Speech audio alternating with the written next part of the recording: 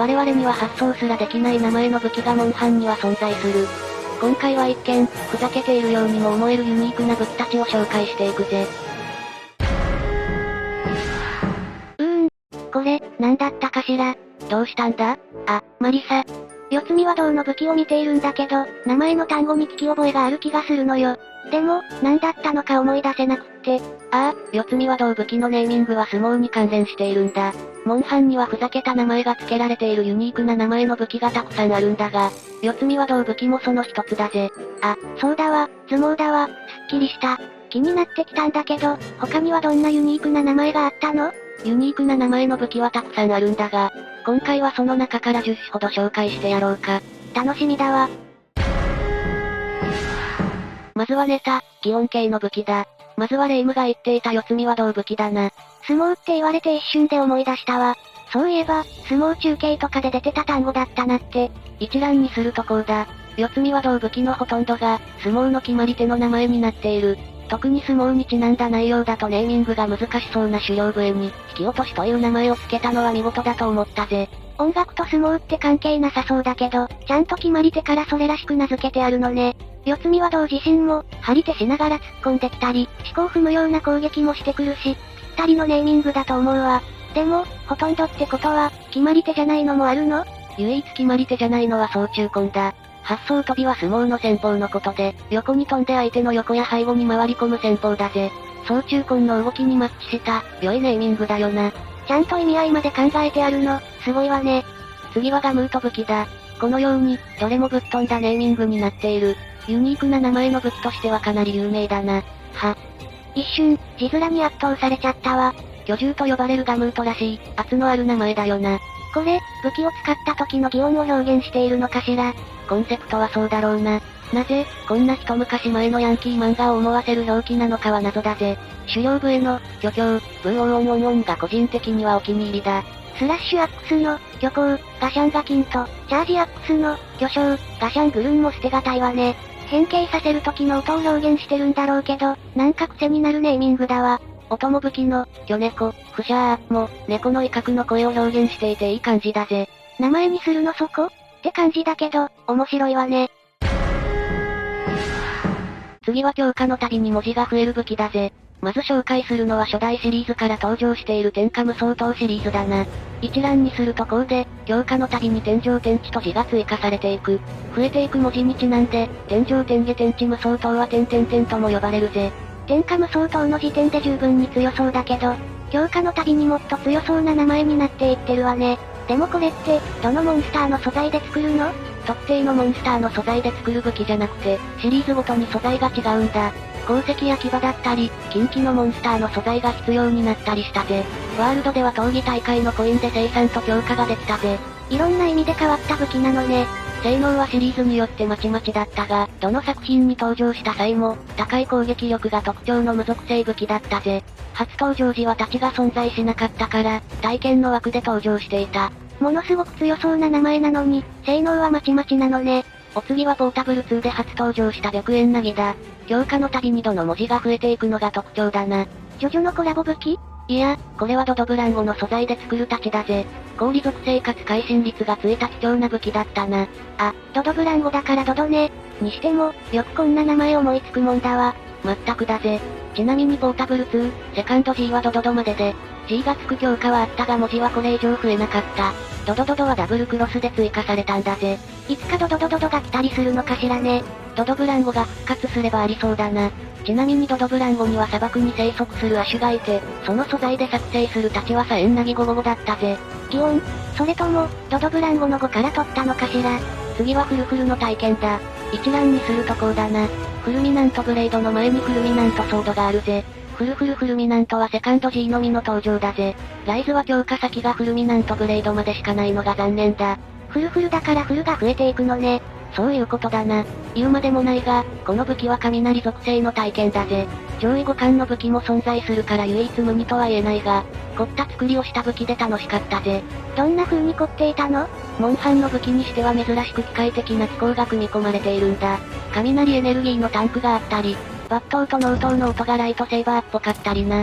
凝ってるわね。私もこの武器が好きで、よく担いでいた記憶があるぜ。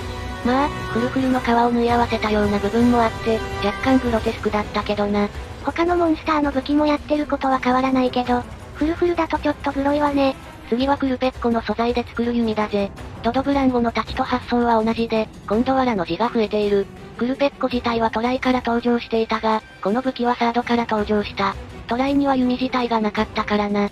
なんでラ、なの？クルペッコならル、じゃない？その辺は不明だぜ。地味に気になるわね。深く考えたら負けだぜ。そうね。癖になる響きだわ、ハララララペッコ。この武器は強かったの？非属性の拡散弓で、序盤に作れるから活躍の機会は多かったな。後からもっと強い弓が出てくるが、それまでは強力な武器だったぜ。ちなみに、ハララララペッコからさらに強化が可能なんだ。じゃあ、ハラララララペッコになるの？いや、ハートブレイカーという名前に急に方向転換するんだ。トライ G ではハララララペッコが削除され、ハートブレイカーの強化先にブロークンハート、最終強化にストロングハートが追加されていた。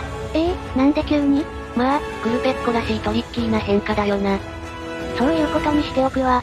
文字が増える系の武器は異常だが、逆のパターンも存在したんだぜ。逆のパターン？文字が減るパターンだ。フロンティアで登場したチャチャブーランスだぜ。減っていくって、どんな風に減っていくのよ。こんな感じだな。最終的には何だったのかわからないレベルで短縮されてしまう。意味がわからない。正直言って私にも、どうしてこうなったのかわからない。まあ、せっかく文字が増える武器も紹介したからついでに紹介しようと思ってな。公式の遊び心だけは伝わったわ。続いて小ネタ系の武器の紹介に移るぜ。小ネタ系？一発ネタとも言えるな。まず紹介するのはライズの餅つき純不餅つき薄だ。キネトウスをモチーフにしたチャージアックスだぜ。モチーフ。マリサ、今のダジャレ？考えすぎだぜ。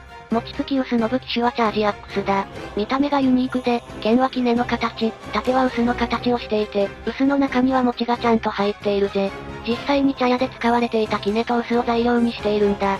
ふざけているようにしか思えないけど、いい感じの名前してるのよね。妙に語呂が良くて、面白いと同時にセンスも感じるんだよな。名前も見た目もユニークだが、説明文もパンチが効いてるぜ。どんな説明文なの？こちらだぜ。怖い童謡みたいな雰囲気ね。で、肝心の性能は、みんなぺったんこにできるレベルなの？超強いわけじゃないが、十分使っていける性能だぜ。強化前の持ち順不持ち付き根も、作成可能になるタイミングでは普通に使える武器なんだぜ。これでモンスターをぺったんこにしていたチャーク使いも多いだろうな。実用性の部分も含めて、色々とぶっ飛んだ武器ね。次は春よ来い砲だ。春よ来いはモンハンポータブルで登場したアイテムなんだが、クロスシリーズでいきなりライトボウガンになったぜ。そしてライズでは、進化したグラフィックで復活したんだ。随分と風流な名前だけど、恋の形状が妙にリアルだわ。春よ来いという言葉の響きと色合いは綺麗なんだけど、イメージ的にどうしてもな。武器の納刀、抜刀時に水っぽい音が出る部分も含めて妙にリアルな仕様だぜ。パーツをつけるとさらにすごい見た目になっていくぜ。でも、これが強かったりするのがモンハンなのよね。残念ながら、使えなくもないってくらいの性能だぜ。恋らしく、水冷弾の扱いやすさは飛び抜けているんだが、そこまで活かせる場や相手がいないのが現状だ。残念なような、安心したような。でも、全体的に水っぽさというか、湿り気まで感じてしまうあたりがさすがね。ネタに曲振りした武器の一つだな。ちなみに最終強化は春よ来い砲、滝登りなんだが、カジキマグロが素材で必要になる。カジキマグロの何をどこに使うのよ。次に紹介するのは狩猟筆、跳躍だ。ネーミングの元は武器種の一種である狩猟笛と思われる。びっくりするくらい、そのまんま筆なのね。巨大書き初めイベントとかに使えそうだわ。春よ来い砲と同じく、潔すぎるデザインだぜ。気になる武器種だが、これは総中根だ。これで戦えるのかしら。筆先の部分で攻撃するんだが、ちゃんと尻尾も切れるから安心しろ。それなら安心ね。って言いたいところだけど、腑に落ちないわ。ちなみに最初の段階の狩猟筆跳躍の素材は玉狐の浄活液にウルクススの剛毛。そしてなぜか極塩石だぜ。極塩石を何に使うのよ。さっきレイムも言っていたが、新春の巨大書き初めっぽいんだよな。総中根の躍動感と相まって、装備しているハンターはプロの書道家っぽくも見える。それが様になってしまうのもどうかと思うけど、最後に紹介するのはシエロツール系だぜ。まんまナイフとフォークなのね。でも、名前は、じゃない？面白いのは強化先の名前なんだ。まずは双剣ニール炒めるだぜ。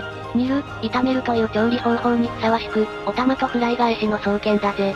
シエロツールにギリギリ残っていた切断性能を完全に捨てたわね。尻尾はちゃんと切れるけどな。以降のシリーズでも匠双剣やアークアゲール、馬双剣ムースアブールなど、調理方法にちなんだ名前の双剣が登場したんだぜ。ちなみに、ヤークアゲールは覚醒で属性がつくんだが、なぜか氷属性だ。ツッコミどころが多すぎる。ダブルクロスでは究極思考剣三つ星という、明らかに某グルメ漫画をもじった名称の最終強化先が追加されたぜ。お上を呼べ。のあれよね。性能はどれも、他の武器の介護官だったが、その妙な名前と見た目でハンターたちの記憶に残った武器だぜ。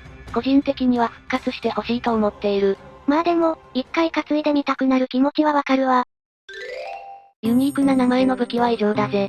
思った以上にユニークな名前、というか、ふざけた感じだったわね。ただふざけているだけじゃなくセンスを感じるあたり、さすがだよな。悔しいけど、うまいって思った武器ばかりだったわ。